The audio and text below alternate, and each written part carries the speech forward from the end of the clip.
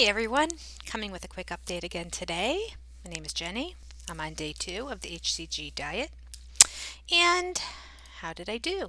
Well, so far, day 1 I lost 1.4 pounds.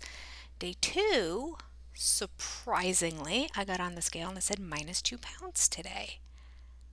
I'm so excited. All right, so um, if you want to learn exactly how to do HCG right, you can listen to everything I read about the protocols in all of my videos.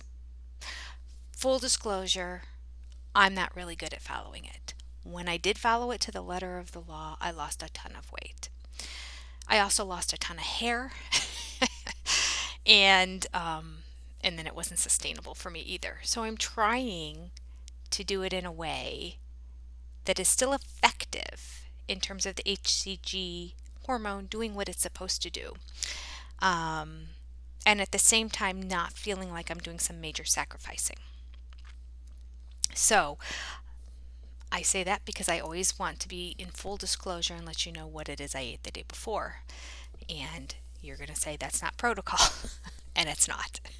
But this is what I ate nonetheless. Okay, so I did one terrible thing too that was really off protocol. Okay, so basically, what I do on HCG, I personally, as soon as I start eating in a day, find myself to be more ravenous and eating a whole lot more. When I eat breakfast, I definitely eat lunch and I definitely eat dinner, and I usually want a snack later on.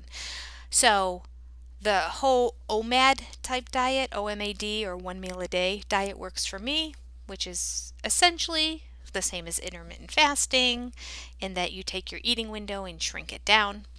Um, and so I do fine with not having breakfast in the morning, and I can usually push lunch to very late, like 3 o'clock.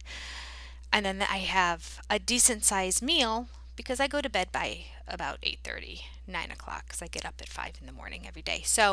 Um, so that works for me. So this is what I had yesterday around 3 o'clock. I had 4 eggs. I had 4 eggs, about an eighth of a cup of mozzarella cheese, a can of mushrooms, and about an ounce of ham. Okay, ham not on the protocol. Technically, mushrooms not even on the protocol. Definitely cheese not on the protocol. Eggs are on the protocol, but only as a substitute for the protein. Like once or twice a week or something like that, you can. Of course, I don't think you're even supposed to have. Yeah, I can't remember if it has to be egg whites. I don't think so. I think you can actually have an egg. I don't think it has to be egg whites. But I think it's like one egg substitutes the 4 ounces of protein that you're supposed to have. So significantly more than I'm supposed to. But this is my philosophy for my own personal weight loss. That in the past has worked for me, and so far, at least 2 days in, is working for me. I am doing what makes me extremely happy and what is a major reduction from what I've eaten before, because this is, an eighth of the amount of food that I've been eating in a normal day before. So for me, getting the HCG in my system and having it work, this amount of food works. When I find myself getting to the point that I'm not losing weight anymore, I'm going to have to get much stricter in my diet food plan, and I'm going to have to follow protocol more to the letter of the law. Okay, I don't know why I feel like I have to disclose everything that I eat. All I'm doing is making you go, why am I following this lady and watching her stuff? I don't know. I'm hoping that I do it so that you go, when you screw up, you go, listen, this chick messes up all the time. One of my biggest weaknesses in the world are potatoes and bread. I am a carbaholic, which makes this kind of diet difficult for me. All right. Any type of potato gets me. French fries, mashed potatoes, baked potatoes. I love them all. Okay, typically I can avoid that because, in general, the boys that are left in my house, my two girls are off. One's in college and one lives in California now, where she went to college, but she's now working. My son and my husband don't typically make potatoes very often, and they don't smell. They don't have as much of aroma as like pizza, like the bread and the pizza. I mean, everything on the pizza I love, but the smell of a pizza is like kills me. And they know don't bring pizza into the house while mom is dieting. Um, So one of the weaknesses that I have is Walmart's fresh bread. Have you been to Walmart and seen in their bakery section? They bake it fresh every morning.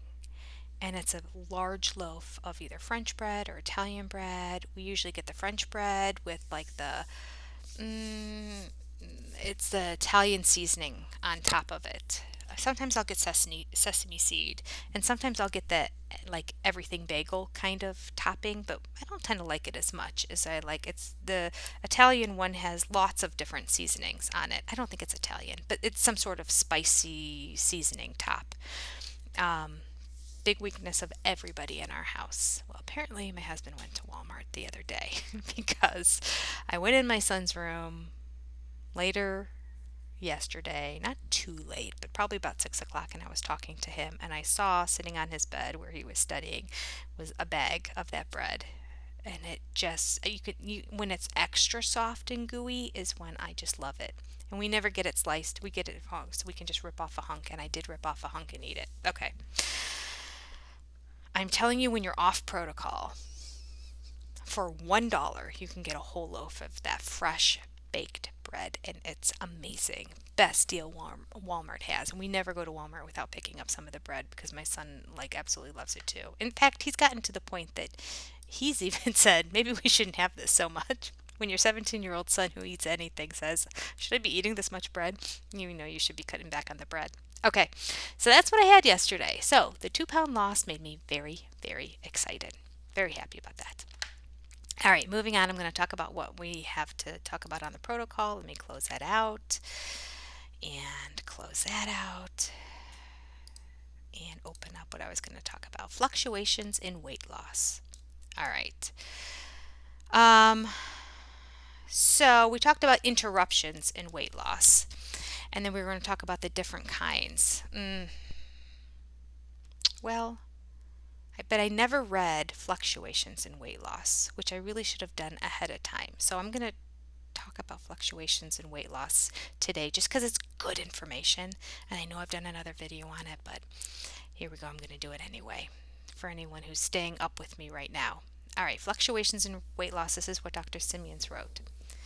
After the fourth or fifth day of dieting, the daily loss of weight begins to decrease to about 1 pound or somewhat less per day, and there is a smaller urinary output.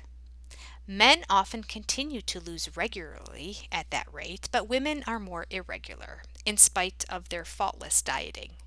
Side note, once again, not fair.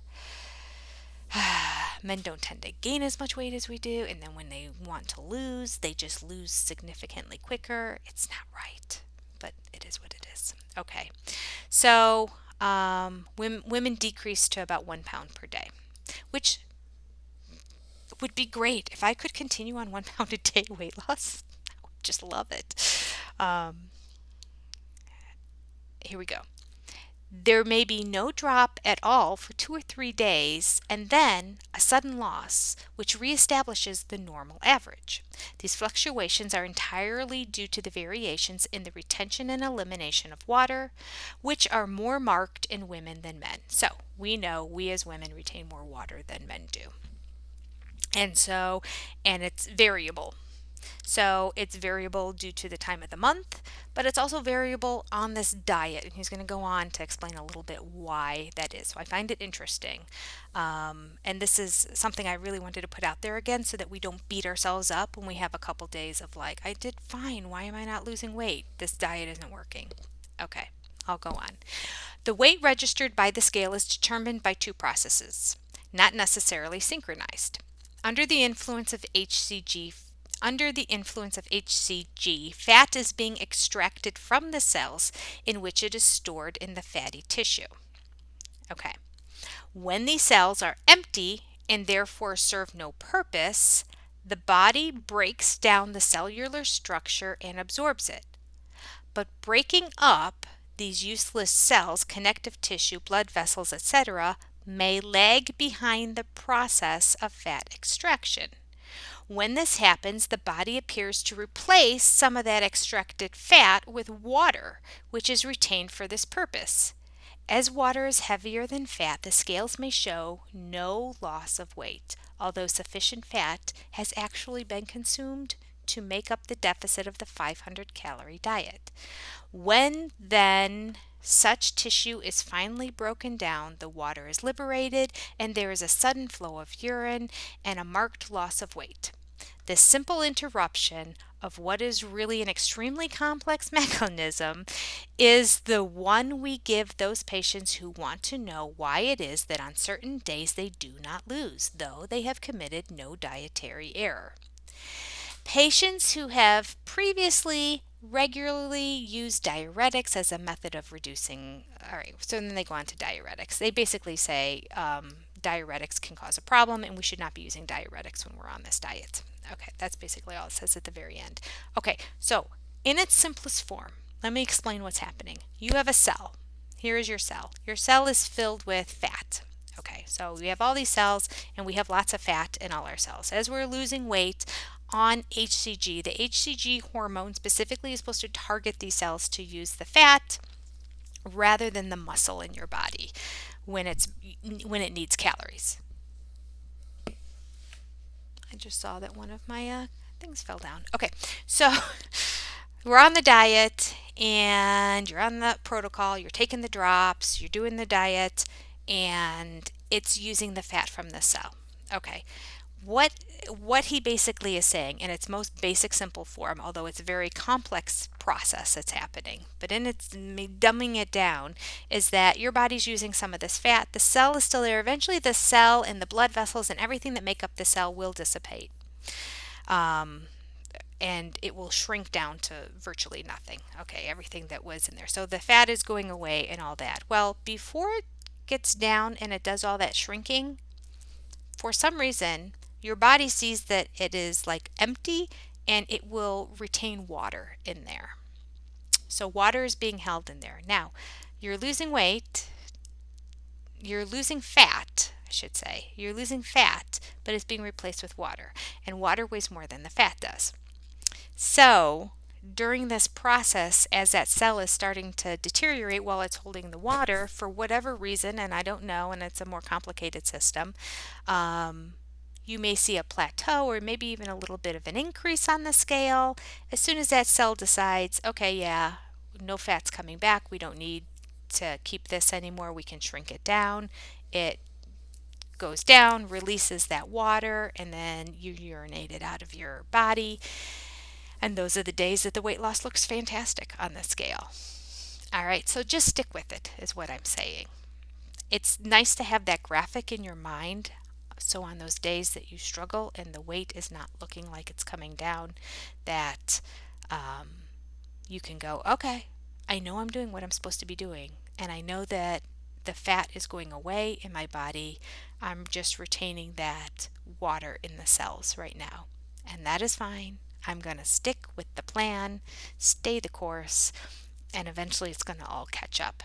And he said in the end, it all balances out and it all catches up. So there'll be more fluctuations. That water retention process, much more common in women than men. Another thing we need to deal with, women.